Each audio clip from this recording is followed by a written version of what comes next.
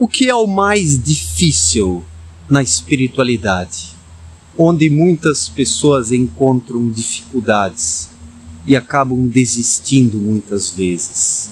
Ora, do meu ponto, o mais difícil é manter uma constância, é dar continuidade à sua caminhada espiritual. Eu observo que inúmeras pessoas semi-despertam, têm uma visão razoável sobre a vida, sobre os acontecimentos, os eventos. Mas logo essas pessoas, ou boa parte dessas pessoas, ou a maioria dessas pessoas, novamente recai no antigo sono. Porque para elas é cansativo demais manter o ritmo da caminhada. É cansativo demais ter que ir por um caminho diferente, que não é o convencional, que não é aquilo que todos fazem. Então, despertar espiritualmente não é propriamente a coisa mais difícil. Seja através de uma frustração, de uma decepção, de algo que deu errado na vida do indivíduo, um adoecimento, uma crise existencial, isso pode gerar um semi-despertar. Isso pode gerar uma expansão da visão e da capacidade de entendimento das coisas.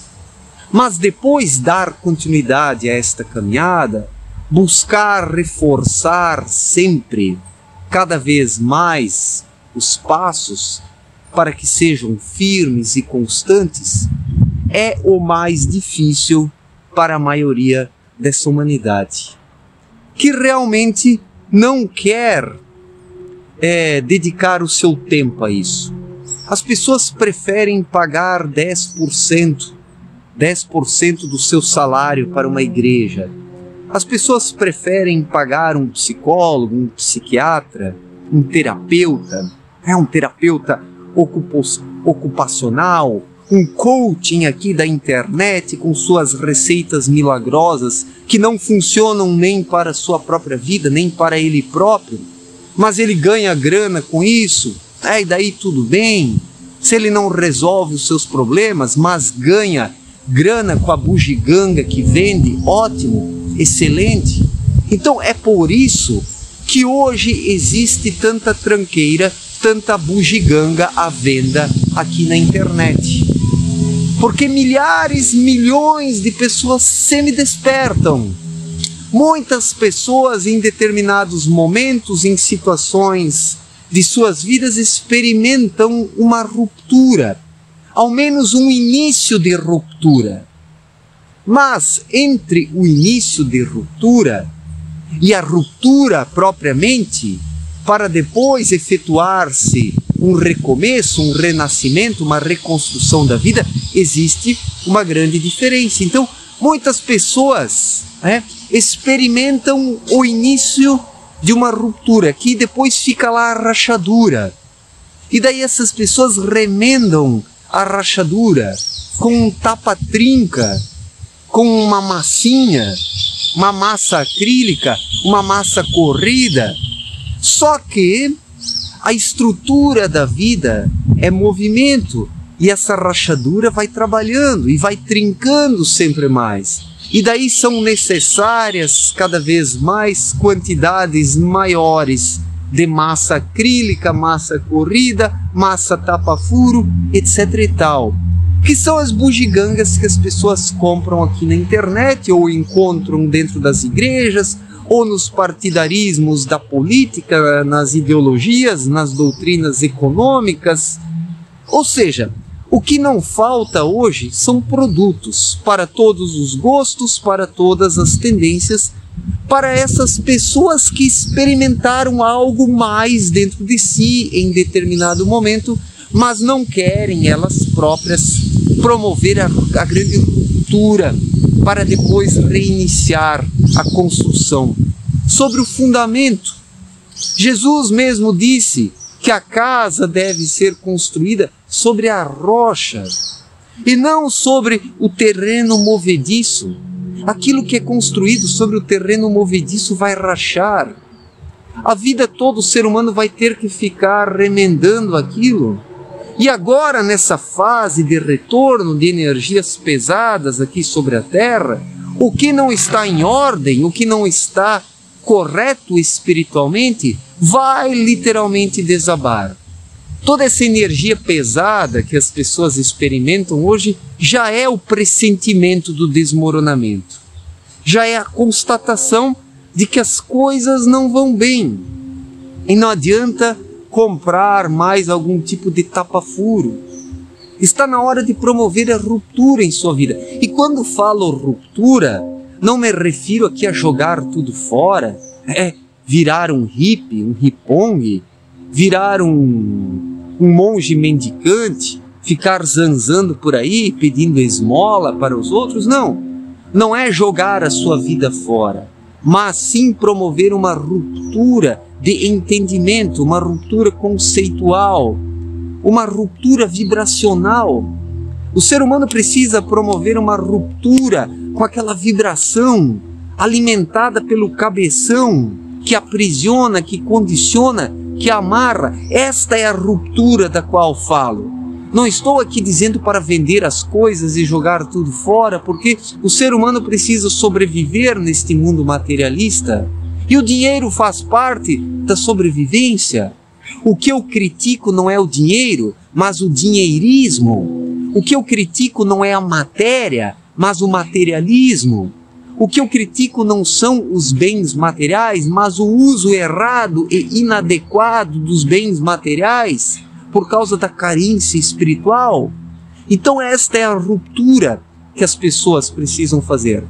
E isso é o mais difícil para elas, na perspectiva espiritual.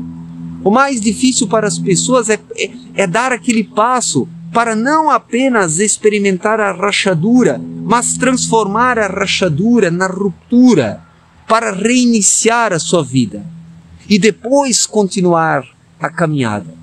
Então é esta persistência, é esta força de vontade, é esta vontade de fazer a coisa acontecer que é o grande problema desta humanidade. Inúmeras pessoas experimentam um semi-despertar, mas daí fica por aí.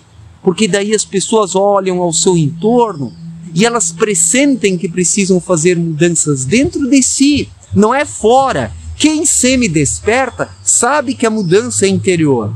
É dentro de si que o ser humano precisa modificar as coisas. Não é jogar o dinheiro fora, os bens materiais fora. Não, isso precisa ser preservado, precisa apenas ser usado de forma correta. Sem ganância, sem vaidade, sem projeção no sentido das aparências e da enganação. Então, o mais difícil na espiritualidade, no desenvolvimento espiritual, é justamente isso. Depois do semi-despertar, dar continuidade ao trabalho espiritual. Porque não basta acordar uma vez. É preciso trabalhar dia após dia para manter-se desperto e acordado. Se o ser humano vacila, ele volta a dormir de novo e volta para a velha vida. Ele é enterrado pelos seus mortos. Ele é enterrado pelos mortos junto com eles. E daí, no retorno à sonolência, depois é pior, porque daí o indivíduo se sente pior ainda no mundo no qual já se sentia mal antes do semi-despertar. Mas se depois do semi-despertar ele não der os passos decisivos e continuamente ao longo dos dias, o que gera a constante oxigenação e refrigeração espiritual, se o ser humano não der esse passo para além do semi-despertar e novamente retornar à velha vida, acabou para ele. Será uma vida sem sentido, uma vida falida, uma vida desgraçada. E é isso que se tornou a vida em sociedade, uma vida desgraçada, porque as pessoas não querem dar aquele passo decisivo. As pessoas, quando observam a rachadura que precede a ruptura, já colocam ali uma argamassa. Através de uma espiritualidade bagaceira, das religiões, das ideologias, doutrinas econômicas, doutrinas de prosperidade, etc. e tal. Sendo que o ser humano não precisa seguir nenhum desses oportunistas, o ser humano não precisa comprar nenhuma bugiganga. Olhem aqui no meu canal, eu não estou vendendo bugiganga nenhuma para vocês, estou apenas dizendo aquilo que pode e que precisa ser feito dentro de cada um, de forma simples. A espiritualidade é muito mais simples do que as pessoas imaginam.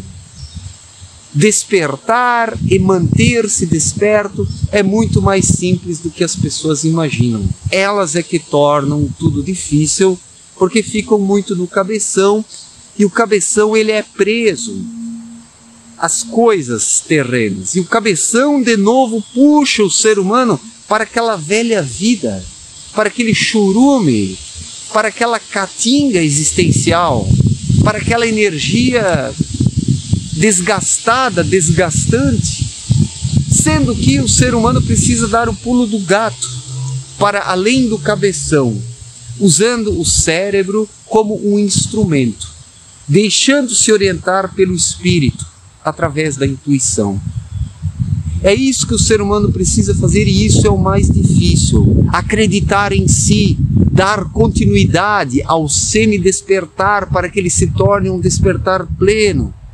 E uma vez desperto, que o ser humano possa promover a manutenção disso. Tudo precisa de uma manutenção, um computador, uma máquina, uma empresa, uma casa. Tudo precisa de uma manutenção, porque se não é realizada e efetuada a manutenção, as coisas quebram, estragam e vão para o lixo. E assim é a vida espiritual. O ser humano faz a manutenção da geladeira, do freezer, do computador, do automóvel, da casa, da empresa, de tudo. Mas ele não quer fazer a manutenção da sua vida interior, a manutenção da sua espiritualidade. E se ele não faz essa manutenção, essa vida espiritual, ela novamente engrossa, ela engessa, porque a mente fácil, ela vai lá já e assume o domínio de novo, colocando o espírito de lado. E daí o espírito novamente fica ali encapsulado pelas restrições do cabeção. O grande desafio é isso, é manter a caminhada, acreditar em si mesmo, acreditar primeiramente em Deus, amar primeiramente a Deus acima de todas as coisas, não colocando outros deuses a seu lado. Mas o ser humano coloca outros deuses ao lado de Deus. Inúmeros deuses, ídolos terrenos, bugigangas, riquezas. Não que a riqueza seja um problema, mas quando ela é idolatrada, quando ela é colocada ao lado de Deus, daí a riqueza se torna um peso, um chumbo, uma âncora, que acaba ancorando o ser humano a este mundo decadente, perverso e leviano. Então, o mais difícil da espiritualidade é justamente dar continuidade ao semi-despertar, para que ele vire um despertar pleno. E depois caminhar dia após dia. É assim que o ser humano deve ser. A vida é uma caminhada que não para. Se o ser humano semi-desperta e não cuida do seu lado espiritual, não faz a manutenção, ele volta novamente a adormecer. É assim. É uma questão de tudo ou nada. A espiritualidade, mais do que tudo nesta vida, é uma questão de tudo ou nada.